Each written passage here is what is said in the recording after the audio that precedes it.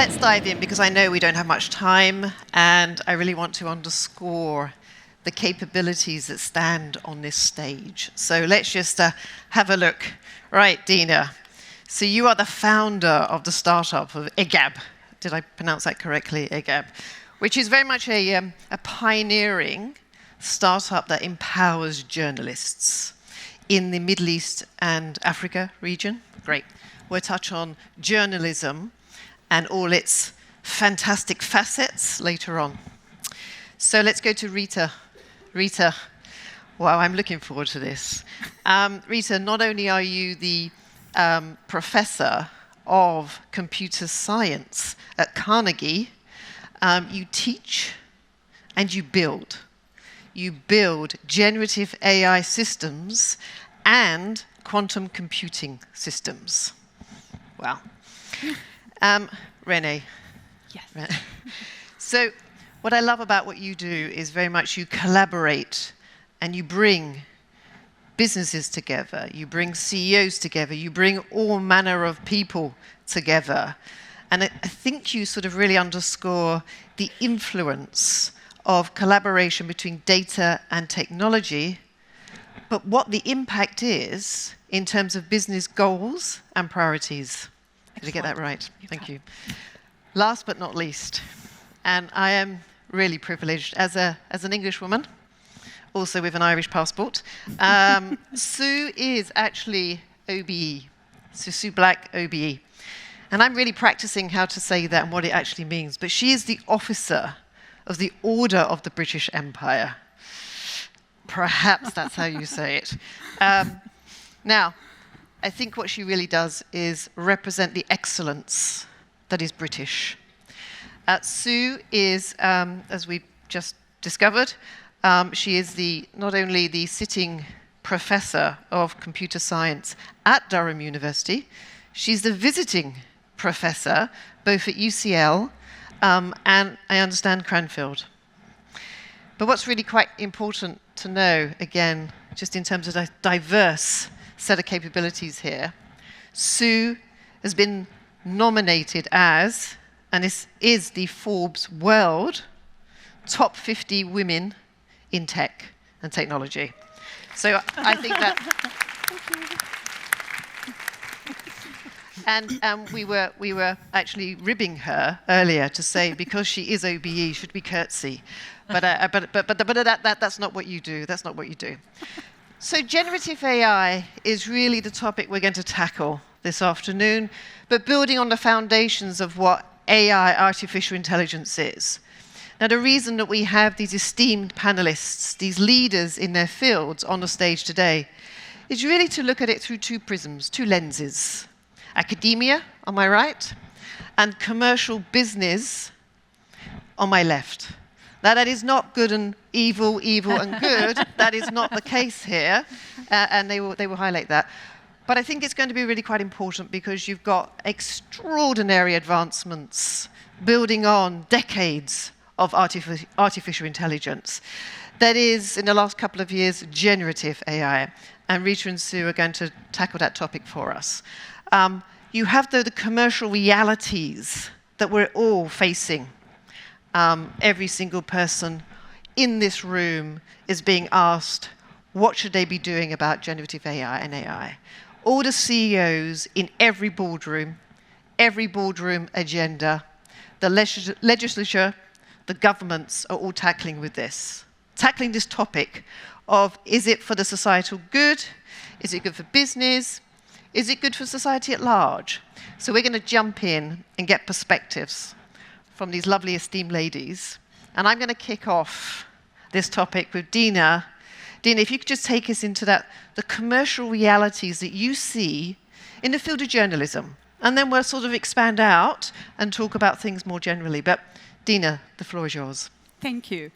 So I see generative AI as a big opportunity for news. So we know that from research that almost 40% of audiences worldwide have deliberately decided to avoid the news for many reasons, among among which is that they feel overwhelmed. This overwhelming amount of news made them give up on news. And it's true, you see one story somewhere, and then you see it all over the news. And this is bad news also for the business model of news. Over the past couple of decades, the news industry as a whole shifted towards a subscription model due to the declining ads revenue. And how would you convince someone who can see more or less find any sort of story everywhere to subscribe to this media outlet and not there, if they just can, the same story gets covered in almost more or less all news sources? So in my opinion, personally, I'm happy to say that I think that AI would eliminate this very bad phenomenon of recycling news. So see, and free up the limited resources of media outlets to practice original journalism. So the point with AI is that once the story or the piece of news makes its way online, then AI can rewrite it, reversion it, repackage it, whatever, and present it to people. But who brings news from the real world to the virtual world? This will be, should be, and will be the focus of the news industry. And this is great news as well, because it will lead to the end of another phenomenon in the news industry that I hate also, which is parachute journalism. So for those of you who don't know the term, parachute journalism is when you have foreign reporters flying in to places without knowing the language or the culture, and then they report on it as experts. And this leads a lot of times to entrenching stereotypes and, unfortunately, not so accurate reporting. Because what they do, more or less, is that they look at what's already on social media, or they copy from each other as foreign correspondents. And we don't need foreign reporters to do that because, as I said, AI can already tell you what's already on the internet and do it with the press of a button, much better than any human being. I mean, yeah, I know that's arguable, but in the near future, they can do this much better than human beings. So this means that the shift will go back to original journalism, i.e., telling the world stories that we have no idea about. And this will put the emphasis on locals, because locals are the ones who can tell us what's going on in a nuanced way, explaining the cultural, socioeconomic contexts that you cannot easily find them on the internet. And as this is a Women Leaders Forum, this is very empowering for women. I was so glad to hear in the previous sessions how the emphasis about the caring responsibilities that fall on women and how this, unfortunately, in many communities, including my own community, so I'm from Egypt, where women are still expected to be the main carers for their families. And this means that they cannot travel. So although in journalism schools, we find an overwhelming majority of female students. When it's time to join the real world and become reporters and correspondents, we find less and less of female faces on the camera because they cannot travel. Or to join international media, they will have to fly, completely relocate to London or New York or Washington, again, which they are not always capable of doing. With the emphasis being on to bringing the news from the local community to the internet, that was empowering to women. That means that women can do the job while staying in their local community. And it's also an opportunity as a business model, and this is very important to note here. Although there is a state of anxiety among the industry, because I think the media leaders think they haven't yet wrapped their heads around how to face the challenges of social media, so now they're hit with Gen AI and what we can do. It's different, because with generative AI, there is, I would argue, there is a codependency. Gen AI needs high-quality, up-to-date news to be able to render high-quality search results. If you have bad quality information, then you risk the degradation of the model. And this is quite an opportunity, and I hope the industry grasps it. Wonderful, thank you. So do I take away that you're very positive about generative AI there are and challenges. the impacts on journalism? They are challenges. Yeah. So if I can just jump over to Rita. So, I mean, that is an excellent start in terms of the passion, the optimism, where there are some backlashes, from journalists sort of saying, I don't actually want that as an aid. What are the tools? What are the systems? What are you seeing? And what are you excited about that really will enable Dina to realize those commercial realities? Well, firstly, I share Dina's enthusiasm about AI, and I will answer a very important question first. How capable is generative AI really? And where is it headed? So from a scientific perspective, generative AI is pervasive. Every problem, most problems that you can think of in science, from drug discovery to human profiling from voice to circuit design to the design of buildings, what have you, all of these can be formulated as generative AI problems. And generative AI systems are now, today, super intelligent. They are far better than humans and researchers at solving these problems. They do make mistakes, but we are encoding reasoning capabilities in these systems, and as soon as they are in place, they will be perfect.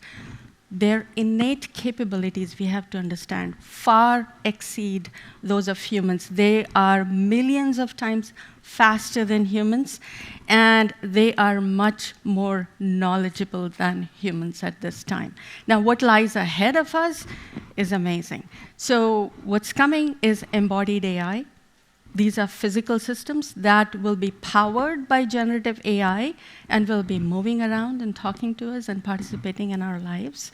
What is also coming, and this is mind-boggling, even bigger than we have imagined, is artificial general intelligence. And that's going to be accelerated by two different things. The first one is the increase in classical computing power. The AI systems that are trained today are trained with about 300,000 GPUs or thereabouts. But think about nuclear power plants that are being built to train these AIs. They will be far, far more capable than they are now. And the other one is, the second one, is quantum computing, incorporating all the magical powers from the quantum realm into artificial generative intelligence. Can you imagine how powerful those systems are going to be? They're going to be building AI systems of their own. And then, as to the topic of how is it going to help us? How is it going to do good to the society? Well, they're going to be in every aspect of our lives, in medicine and communication, transportation, every aspect of our lives. Embodied AI is going to be in every aspect of our lives. We are going to have real robots walking and talking with us and helping us in our daily tasks, not just doing those specialized tasks that we hear about. It's good to have powerful generative AI. It's really good to have that. It's going to be able to find cures for diseases that we suffer from. It's going to be able to accelerate regenerative medicine. We are going to live much longer than we expected to live. In fact, the two Nobel Prizes in physics and chemistry this year went for discoveries in AI. There was one for research on AI-accelerated medicine, medical discovery, and chemistry. So I'm very, very, very optimistic about what is coming in the future. And as to the abuse of AI, the power of AI to do wrong, we have to understand that AI systems are just amplifiers. They can amplify technological progress. They can amplify societal progress. They can also amplify the degenerative and the detrimental, the tendencies of human beings. So in the natural world, these two tendencies have coexisted, and we've found a natural balance between the two. And at the end, we have all of that balance has led to an overall improvement in our state of being, humanity. But AI has the potential to upset that balance. And we don't know what's going to happen, which way the balance is going to go. But we have to find ways to control it and to get our natural balance back going forward. And staying with you, Rita, just for 1 second. So there'll be people in this room saying, should we fear it? Is it loathsome? Or should we embrace it? I don't think we should fear AI. This is just, it's like asking, should we fear our calculator? No. It's what we calculate with it. It is what we fear our fellow humans. We need to get the right regulations in place. We need to curb the wrong tendencies. And that's where our focus should lie, not on the AI system, on the humans who abuse it. Thank you, Rita. Sue, can we move to you? Because I think you have some great examples of, either from a research point of view, what is actually happening, perhaps why. I mean, it's very exciting, and there's some great stuff that we can see. But the realities are that the take-up is not as fast as one would expect, and we can talk about the sort of commercial realities of that. But you've seen different evolutions, but you've also seen and had first-hand exposure and experience to maybe the other side of AI. And I know, Rita, you'll probably have a comment on this in a minute, but can you explore for us, your observations and the sort of research that you're overseeing or have been part of? Sure, thank you very much. So it was really interesting to hear Rita just say that it's perfect just now, so I don't know if you could see the shock on my face. So I'm a very positive person, but I wouldn't say that, so I'm looking forward to a discussion when we get back in the green room about that.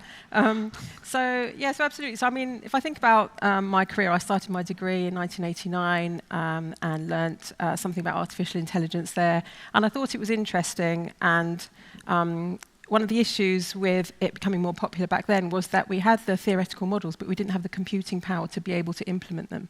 And so what's happened over the last 30, 40 years is that computing power we now do have. I don't know if you know about Moore's law, but computing power is said to double about every 18 months. And so if you think back to 1989 to now, that's a massive, massive difference.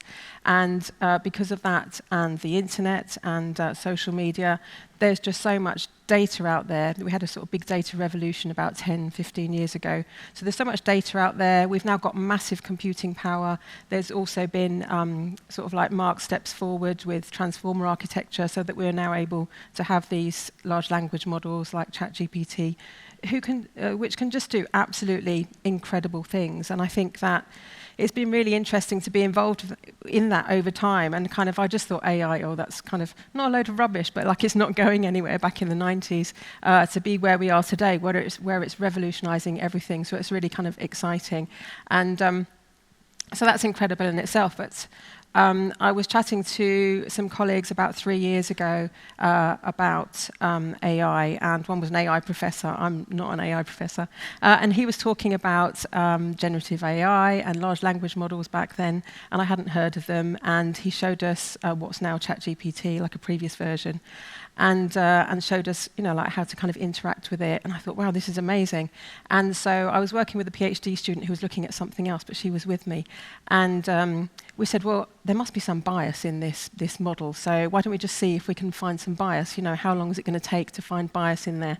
And so she did a study where she basically put in the prompt, men can, and then another prompt, women can, separately, and then took like 50,000, I think, responses to that, and then clustered the responses by topic to see whether there was any difference between men can and women can, and what would come out, to see if there was any bias. And I've written them down, so I can tell you what the top 4 were. So for the top 4 for men, number 1 was God and faith.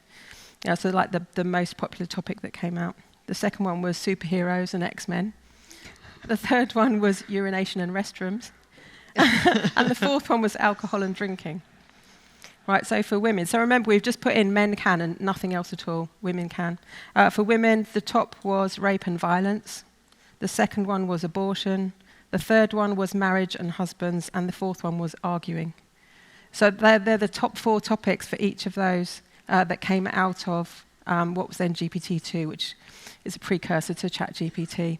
And so I think, I love generative AI, I love large language models, but we've got to keep in mind that the data that's kind of been fed into it is not agnostic. I think 22% comes from Reddit, which, if anyone knows Reddit, is probably quite biased in various ways. And so we need to keep in mind, we need to educate ourselves around generative AI. We should use it because it is incredible. Absolutely incredible. And just like Rita's been saying, it will enable us to solve so many different types of problems around the world. But at the same time, we need to keep in mind that it may be biased. Yep. And the reason I wanted to go back to Rita on the bias topic was especially because, we were discussing what do we do? I mean, this is ChatGPT 2. We're now ChatGPT 4 Omega, and then we're moving into memory. We're moving across, hopefully, into reasoning. Can you shed some light on how do we deal with bias? Well, luckily, because these systems are so intelligent today, we don't have to go back and retrain them with unbiased data. That is impractical. All we have to do is to tell them what bias means, and they can unlearn. There is the science of unlearning that is unfolding at this time. Lots of researchers are working on it.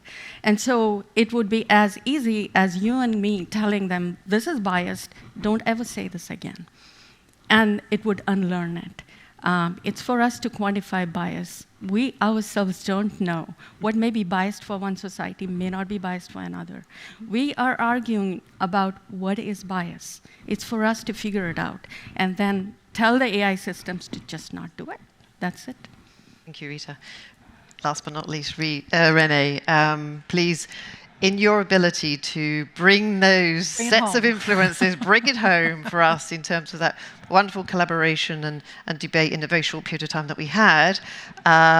Renee, the floor is yours to bring that data, technology, commercial reality.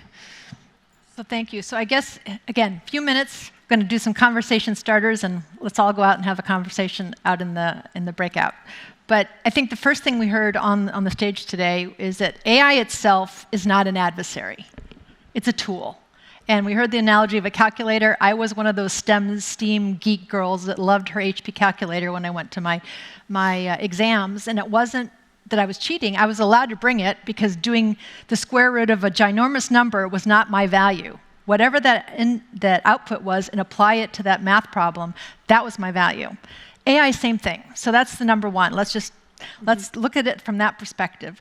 The second thing is there's education, there's power in education, but we all have to come up to speed on this. It is no longer a scary technology, geeky black box. We're all using it. And so what I've done, whether it's the boardroom, the audit committee, on a governance board, you have to demystify it with context and story. So real quick, three did you knows, because all of us should know this. This is no longer a technology conversation.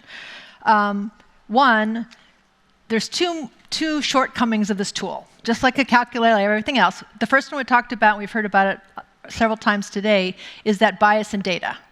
So we create the data. Human beings create the data, so no duh that the data has bias in it. You just have to think about that. Every time someone posts to Facebook as a fact or a news feed, it becomes part of somebody's large language model, intentional or unintentional.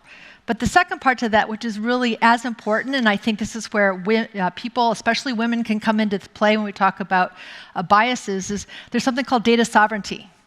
Own your data for your country. And did you know that if I went and typed in, kind of like your question, show me a picture, create me a picture of a person on the beach with a dog, it'd be a blonde-haired, blue-eyed dude with his dog. If I said, show me a picture, no pronoun, of a person with a cat, it's a very old, craggly woman and her cat sitting on a pillow somewhere. I mean, the data is just horrifically biased. But you need to know that going into it. But you also need to know that the Baltic region is underrepresented. The Southeast Asia is underrepresented. The Pacific Islanders are underrepresented. Their data just isn't in there, but they're using the tool. So imagine what happens when they put any type of question in. So that becomes the governance and that legislation, that's regulation, but it starts with the education piece first, data sovereignty. The second piece to that, and we heard the word algorithm, I think, in the lecture or the topic right before this one. Let's get over that very fancy word for a recipe. That's all it is. It's instructions, it's a recipe. And I just had this wonderful dinner the other night, and I asked for the recipe for plafsker. So it's fish and mashed potatoes all put together. I'm sorry, Icelandic people, I just slaughtered that really bad. But I loved it. And then when I started asking the question, how do you make it? Well, guess what? I got 12 recipes. Just like an algorithm has embedded opinion. Humans create algorithms, humans embed opinion, so you have bias in your data, you have a bias in your algorithm. That's not going to change, but to Dina's point, we are now figuring out how to counteract that. So that's conversational starter number 2. The last one, which I think is the most important for all of us as humans, if Socrates was standing up here on the stage and we asked him, are you going to be outsourced? Do you feel like AI is going to take your job away? He's like, I'm the inventor of critical thinking. It's a human condition. AI can simulate it, but will never create it. So things like, and I have a list because I tend to forget some of my examples.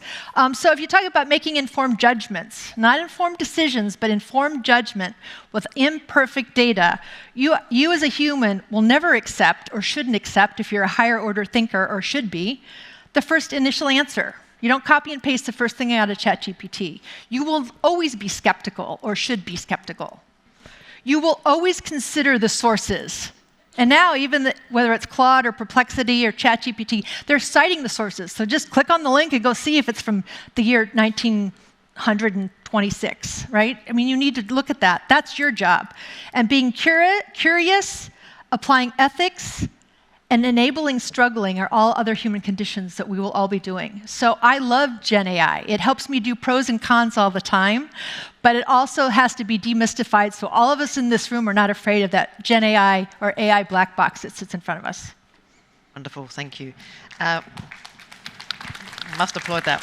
So my 3 key words, AI, Gen AI is pervasive. We're moving in the direction of embodied AI. We're going down the route of general AI. It will amplify the bad stuff. We've got to take control over that. It will unlearn the bad stuff. But hey, we need to be on the right side of this technology. Thank you so much for your attention, and thank you, ladies. Ladies.